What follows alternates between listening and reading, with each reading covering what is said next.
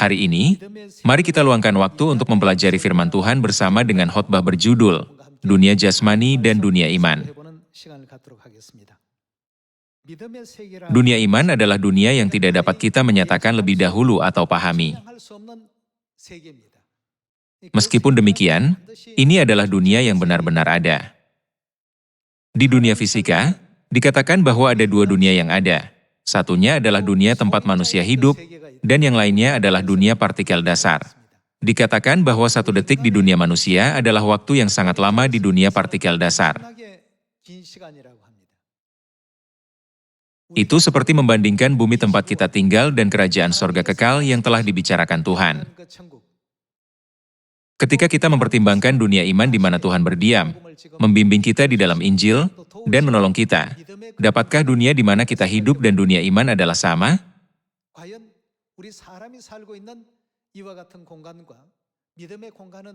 Tidak, keduanya sama sekali berbeda. Dengan mengingat hal tersebut, saya harap hari ini kalian dapat melepaskan pandangan yang telah terbentuk dan dipelajari di dunia materi 3 dimensi, dan membuka mata iman, sehingga Tuhan dapat memimpin dan membimbing kalian.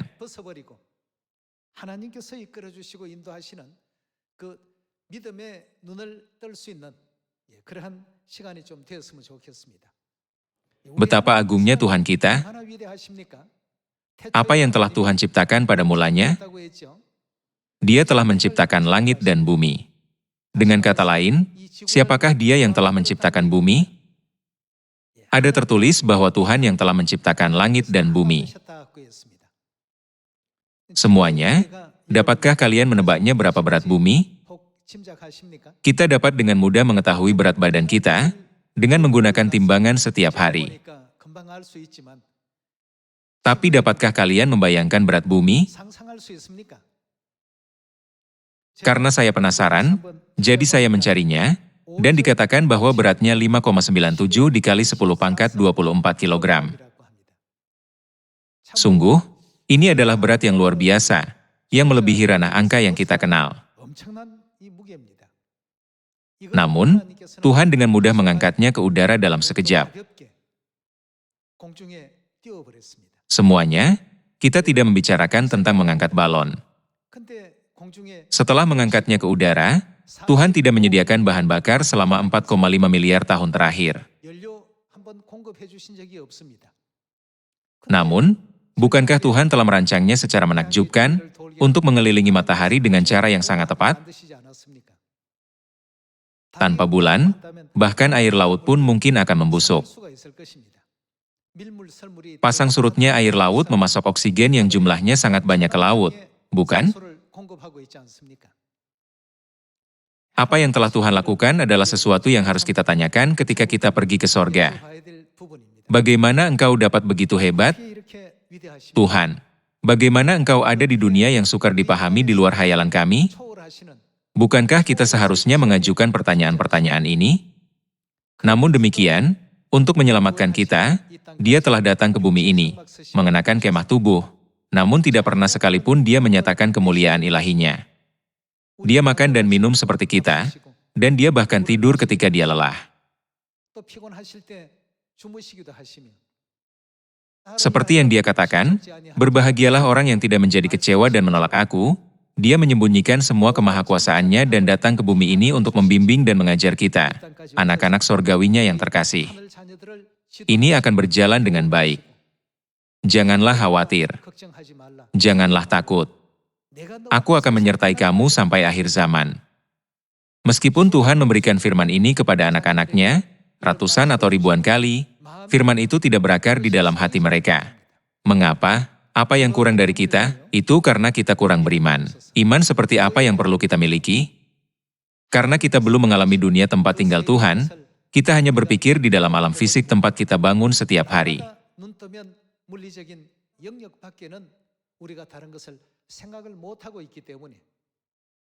Jadi, tampaknya hal itu tidak menyentuh hati kita secara mendalam. Tidak peduli seberapa banyak Tuhan mencoba untuk mengajar kita tentang dunia yang Dia tinggali. Meskipun ini adalah masalah pengetahuan ilmiah, dikatakan bahwa 1 detik di dunia manusia kita sangat berbeda dengan arti 1 detik di dunia partikel dasar. Dengan cara yang sama, ada kerajaan Tuhan di dunia iman dan dunia manusia di mana kita hidup. Semuanya, bukankah pasti ada perbedaan besar? Apa yang Alkitab katakan tentang hal ini dalam 1 Korintus? Kita harus memahami sepenuhnya melalui Alkitab bahwa Tuhan memerintah dunia di luar hayalan kita, dunia yang tidak pernah dilihat oleh mata, tidak pernah didengar oleh telinga, dan tidak pernah timbul di dalam hati manusia.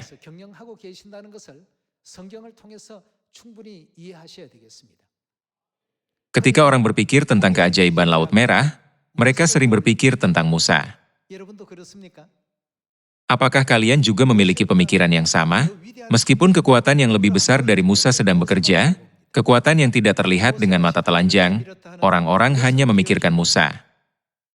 Meskipun mereka ingat bahwa Musa mengulurkan tongkatnya, mereka tidak berpikir tentang kuasa Tuhan yang mengubah Laut Merah menjadi daratan kering melalui tongkat itu. Sama halnya, kita telah menjadi terbiasa hidup di dunia jasmani.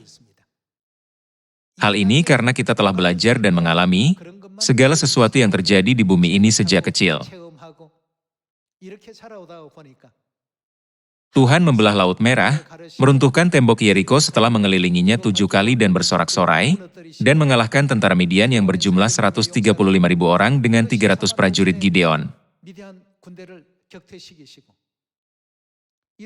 Semua peristiwa ini mungkin tampak seperti kebetulan belaka, yang terjadi secara kebetulan.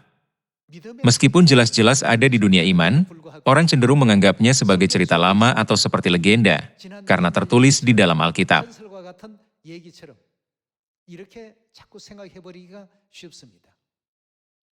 Namun, ketika kita menyadari keberadaan dunia iman, kita dapat memastikan bahwa peristiwa-peristiwa ini tidak terjadi secara kebetulan. Selain itu, kita dapat memahami bahwa peristiwa seperti itu tidak hanya terjadi 3.500 tahun yang lalu, tetapi juga pasti terjadi di zaman kita. Jadi, kita dapat mengerti bahwa imanlah yang memicu semua peristiwa ini. Tanpa iman, kita tidak akan pernah bisa melihat hal-hal seperti itu sampai hari kita masuk sorga. Karena dunia iman membuat semua hal ini menjadi mungkin, jangan pernah lupa bahwa imanlah yang menjembatani dunia jasmani, dunia yang terlihat, dan dunia di mana Tuhan bekerja.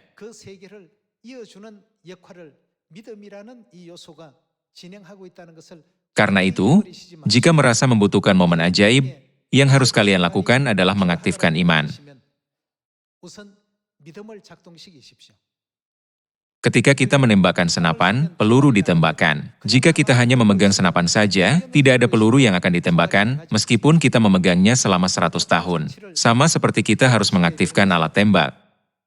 Ketika kita tidak mengaktifkan iman kita cenderung berkata, hal-hal yang Tuhan lakukan di dalam Alkitab, itu terjadi pada masa itu, bukan sesuatu yang akan terjadi pada masa kini. Sama sekali tidak seperti itu. Ada alat yang bertindak sebagai katalisator, yang menghubungkan dunia jasmani dan dunia iman. Itu disebut iman. Namun, dengan tidak memiliki iman yang kuat dan terus-menerus berfokus hanya pada dunia jasmani, ada yang melupakan sejarah membelah Laut Merah serta sejarah menaklukkan Yeriko. Meskipun mereka mendengar tentang sejarah Gideon melalui khotbah, mereka memperlakukannya seolah-olah itu hanyalah sebuah dongeng kuno, dan berpikir, apakah hal itu dapat terjadi pada kita saat ini? Mengapa Tuhan mencatat dalam Alkitab hal-hal yang tidak akan digenapi? Bukankah Tuhan yang sama yang membelah Laut Merah juga berada di zaman sekarang ini? Ya, Dia memang ada. Lalu, mengapa peristiwa seperti itu tidak terjadi di zaman kita? Itu karena kita tidak menggunakan pemicu yang menghubungkan dunia jasmani dan dunia iman. Ini karena tubuh kita telah terbiasa dengan batasan ruang dan waktu di dunia ini, dan kita hidup tanpa mempertimbangkan keberadaan dunia lain. Sama seperti Laut Merah yang terbelah dalam waktu singkat, apa yang mungkin memakan waktu puluhan tahun atau bahkan ratusan tahun, dapat terlaksana dalam sekejap mata, ketika tiba waktu yang telah dikehendaki Tuhan.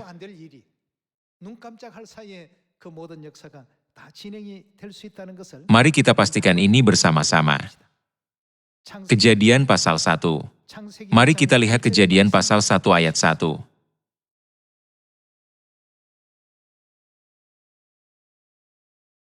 Pada mulanya Allah menciptakan langit dan bumi. Ini adalah bumi tempat umat manusia tinggal.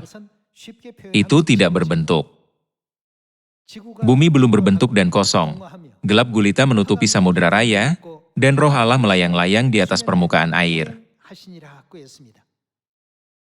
Bagaimana Tuhan menciptakan bumi yang sebelumnya tidak ada? Dia telah menciptakannya dalam sekejap, dalam waktu yang sangat singkat. Saudara-saudari, saat ini kita semua hidup di bumi, di mana 8 miliar manusia hidup bersama di waktu yang sama. Berat total bumi pasti tidak dapat dibayangkan. Misalkan semua 8 miliar manusia yang hidup di bumi, beratnya rata-rata sekitar 100 kg.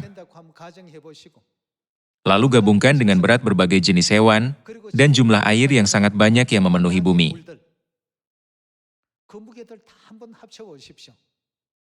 Ini akan menjadi angka yang sangat besar dan tidak terbayangkan. Bukankah mengagumkan bagaimana bumi bergerak? Itu tidak pernah rusak, bahkan tidak sekalipun. Selama 4,5 miliar tahun, ia menyelesaikan sekali putaran mengelilingi matahari setiap tahunnya. Seseorang merancangnya seperti itu. Bukankah itu mencengangkan? Kita selalu menganggap wajar hal-hal menakjubkan yang terjadi di sekeliling kita. Mulai sekarang, jangan anggap hal itu wajar, tetapi perhatikan dengan teliti seperti apakah Tuhan kita. Bukankah sangat bersukacita mengetahui bahwa kita adalah putra dan putri Tuhan yang Maha Kuasa? Kita cukup menakjubkan, bukan? Marilah kita selalu berusaha untuk mengingat bahwa kita berada dalam posisi yang hebat sebagai putra dan putri Tuhan. Orang-orang menyebut segala sesuatu yang Tuhan lakukan sebagai keajaiban. Namun dari sudut pandang Roh Kudus, apa yang Tuhan lakukan adalah sesuatu yang sangat sederhana.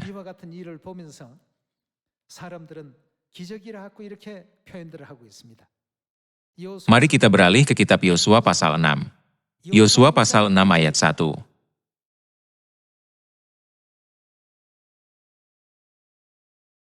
Dalam pada itu, Yeriko telah menutup pintu gerbangnya.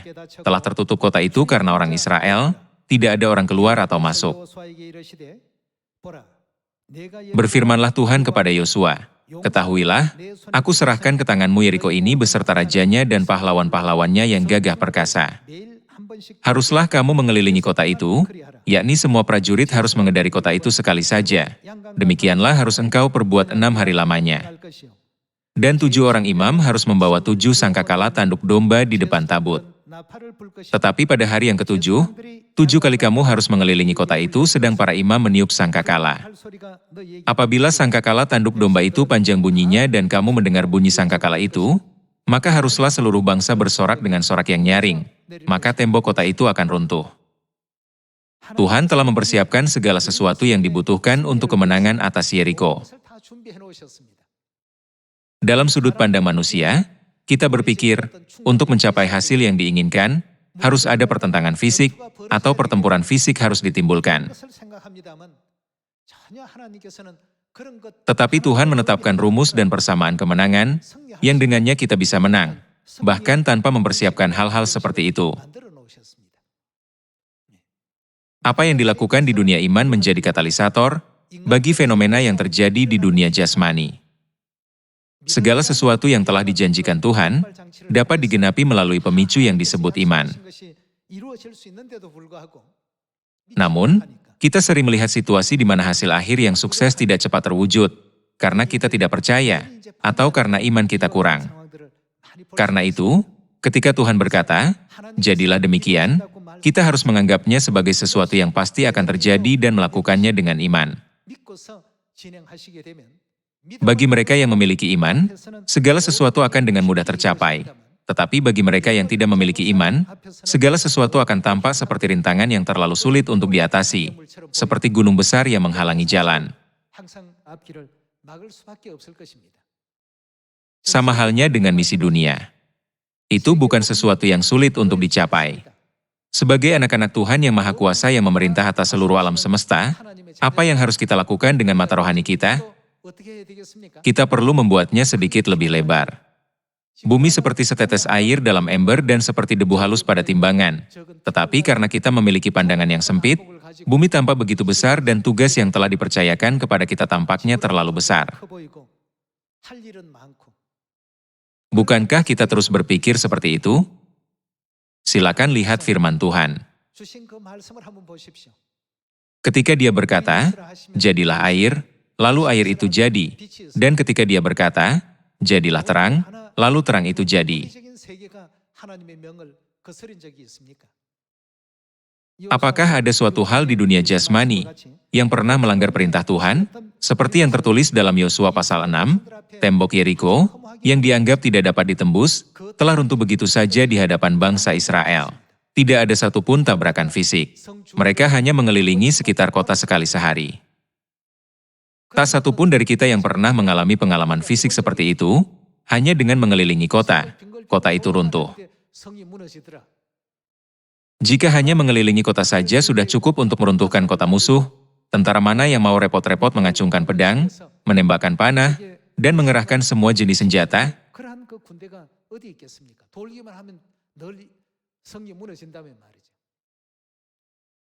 Apa yang terjadi pada hari itu tidak sesuai dengan hukum fisik. Semuanya terjadi menurut hukum iman. Tanpa memicu iman, peristiwa seperti itu tidak akan pernah terjadi. Oleh karena itu, tahun ini harus menjadi tahun di mana kita semua sungguh-sungguh mencari kasih karunia Tuhan Bapa dan Tuhan Ibu dengan iman yang teguh.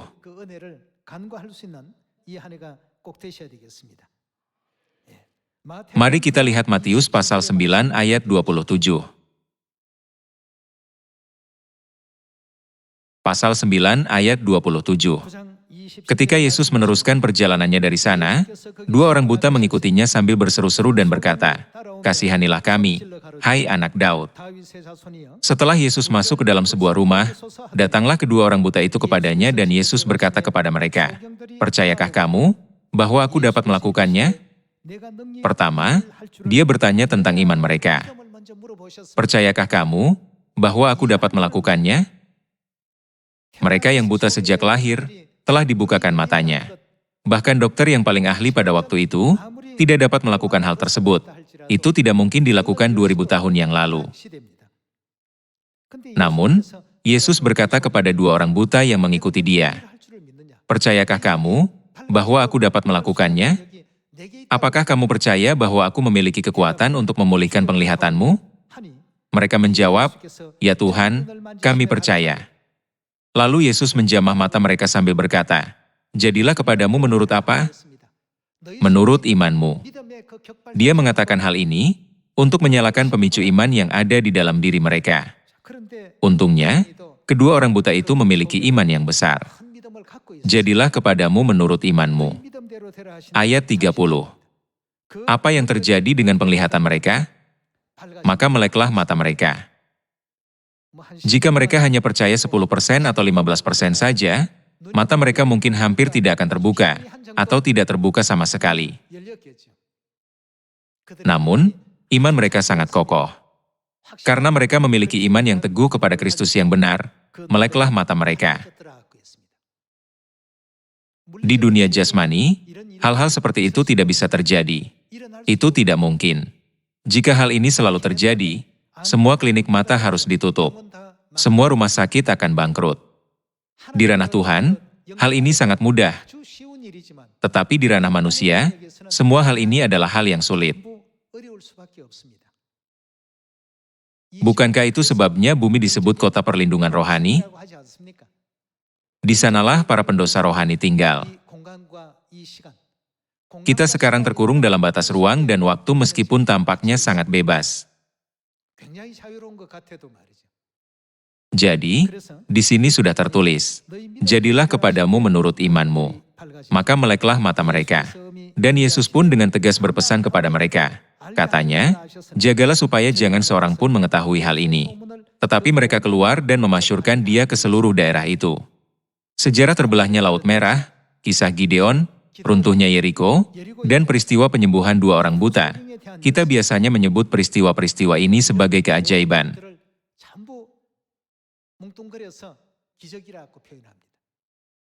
Peristiwa-peristiwa ini dianggap mustahil di dunia jasmani, dunia manusia, tetapi seperti yang dikatakan dalam Matius pasal 9, kita harus menggunakan pemicu yang dapat menimbulkan kekuatan ini dengan perkataan, menurut imanmu. Apakah hasil dari melakukan demikian? Tidak seorang pun boleh memiliki pemikiran yang salah. Saya telah menginjil kepada 10 orang, tetapi tidak seorang pun dari mereka yang mendengarkan. Apakah dikatakan bahwa semua pekerjaan Injil ini dilakukan oleh kemampuan manusia? Kita tidak boleh percaya pada hukum-hukum fisik yang telah kita alami dan saksikan di dunia manusia. Tetapi, seharusnya kita percaya pada hukum-hukum apa? Kita harus percaya pada hukum-hukum kerajaan Tuhan. Pernahkah Tuhan mengatakan bahwa ada sesuatu yang mustahil baginya? Dia tidak pernah mengatakan hal itu. Mari kita beralih ke kitab Kejadian pasal 18. Mari kita lanjutkan dengan melihat Kejadian pasal 18 ayat 9. Lalu kata mereka kepadanya, "Di manakah Sarah, istrimu?" Jawabnya, "Di sana, di dalam kemah." Dan firman-Nya, "Sesungguhnya aku akan kembali tahun depan mendapatkan engkau. Pada waktu itulah Sarah, istrimu, akan mempunyai seorang anak laki-laki." Dan Sarah mendengarkan pada pintu kemah yang di belakangnya. Adapun Abraham dan Sarah telah tua dan lanjut umurnya, dan Sarah telah mati haid. Jadi tertawalah Sarah dalam hatinya. Katanya, "Akan berahikah aku setelah aku sudah layu, sedangkan tuanku sudah tua?" Sarah berpikir sesaat, "Bagaimana mungkin saya bisa senang memiliki seorang anak?" Ayat 13. Lalu berfirmanlah Tuhan kepada Abraham, "Mengapakah Sarah tertawa dan berkata, 'Sungguhkah aku akan melahirkan anak, sedangkan aku telah tua?'" Di dunia jasmani, menurut hukum-hukum yang telah kita pelajari dan lihat sepanjang hidup kita, hal ini akan dianggap sangat mustahil. Pertimbangkanlah bahwa Sarah telah melampaui usia untuk memiliki anak, dan Abraham telah berusia hampir 100 tahun. Pikiran memiliki seorang putra benar-benar menggelikan. Itulah sebabnya dia berpikir, "Sungguhkah aku akan melahirkan anak, sedangkan aku telah tua?" Ayat 14. Apa yang Tuhan firmankan kepadanya? Adakah sesuatu apapun yang mustahil untuk Tuhan? Maksudnya, di dunia Tuhan, tidak satu pun yang mustahil. Saudara-saudari, izinkan saya memberi kalian sebuah contoh. Bukankah bulan adalah benda langit yang terdekat dengan bumi kita? Gravitasi bulan dikatakan hanya 1/6 dari gravitasi bumi. Misalnya, orang yang dapat mengangkat 30 kg di bumi dapat mengangkat 6 kali lebih berat di bulan. Saudara-saudara, ini berarti, meskipun saya hanya bisa mengangkat 30 kg di bumi, di bulan, saya bisa dengan mudah mengangkat 180 kg. Bukankah itu menakjubkan? Tergantung di mana kita berada, mengangkat 180 kg bisa terasa mudah, tetapi mereka yang terjebak dalam pola pikir dunia jasmani, percaya bahwa tidak mungkin untuk mengangkat 180 kg. Namun, di dalam dunia iman, di mana kita memiliki iman penuh kepada Tuhan, semua ini mungkin terjadi. Dalam firman Tuhan, ada tertulis, adakah sesuatu apapun yang mustahil untuk Tuhan? Semuanya mungkin. Jadi semuanya, setiap kali kalian ingin mengatakan itu tidak bisa dilakukan, itu tidak mungkin, pikirkanlah bulan. Jika di bumi seseorang bisa melompat setinggi 2 meter, di bulan dia bisa melompat setinggi 12 meter. Jika kalian melihat seseorang melompat setinggi 12 meter, apakah kalian masih bisa menganggapnya sebagai manusia? Pesan yang ingin saya sampaikan kepada Anda semua hari ini adalah, meskipun kita mungkin percaya bahwa Tuhan adalah Sang Pencipta langit dan bumi, namun kita seringkali gagal untuk menerima kebenaran ini di dalam hati kita. Karena itu, hidup kita mungkin menjadi sulit, penuh kesukaran, dan terbebani. Dan bahkan ketika kita berjalan di jalan Injil, sukacita dan kebahagiaan bisa saja hilang, sehingga timbul masalah yang terus-menerus. Kalian semua yang hadir di sini harus menjadi orang yang dapat mengajar anggota baru, yang akan bergabung di masa depan tentang semua hal ini. Seperti 2 orang buta, kita harus bisa menggunakan pemicu yang disebut iman. Apa yang kita lakukan jika kita tidak memiliki iman? Mari kita lihat Ibrani pasal 11 ayat 6. Tetapi tanpa iman tidak mungkin orang berkenan kepada Allah. Sebab barang siapa berpaling kepada Allah, ia harus percaya bahwa Allah ada. Meskipun hal itu sangat mungkin di bulan, di ruang fisik yang disebut bumi, orang sering berkata, ini mustahil. Saya tidak pernah bisa melakukan itu. Namun, karena Tuhan selalu menyediakan ruang iman untuk bekerja, kita harus memiliki iman teguh yang menghubungkan kita dengan ruang tersebut, sehingga iman kita dapat dinyatakan. Tetapi tanpa iman tidak mungkin orang berkenan kepada Allah. Sebab barang siapa berpaling kepada Allah, ia harus percaya bahwa Allah ada, dan bahwa Allah memberi upah kepada orang yang sungguh-sungguh mencari Dia. Tidakkah hati kalian bergetar ketika mendengar kisah tentang misi dunia? Pernahkah kalian bertanya pada diri sendiri, bagaimana aku dapat melakukan tugas yang luar biasa ini? Jika pernah, perhatikan laut sejenak, dan tanyakan pada diri sendiri, dapatkah jalan dibuat di sini? Perhatikan baik-baik laut. Sama sekali tidak ada jalan untuk dibuat. Namun, apa yang memungkinkan hal ini terjadi? Melalui iman, Tuhan membuat semua hal itu menjadi mungkin. Kita tunduk pada gravitasi bumi, dan kita hanya mengalaminya sejak lahir hingga sekarang. Namun, seandainya kita bisa berpindah tempat ke bulan untuk sementara waktu, orang yang mampu melompat 2 meter di bumi ini akan mampu melompat 12 meter di sana. Ini menakjubkan. Artinya, kemampuan kita berbeda-beda tergantung pada ruang yang kita tempati. Harap diingat bahwa mereka yang selalu tinggal di dunia iman dapat menjadi tokoh-tokoh utama yang melaluinya Tuhan menyelesaikan pekerjaannya, seperti Nuh, Abraham, Yosua, dan Kaleb. Berharap bahwa semua anggota keluarga sorgawi akan memiliki iman yang lebih indah daripada tahun-tahun sebelumnya, dan menerima sambutan meriah di kerajaan sorga yang kekal. Saya ingin mengakhiri khotbah hari ini. Terima kasih banyak.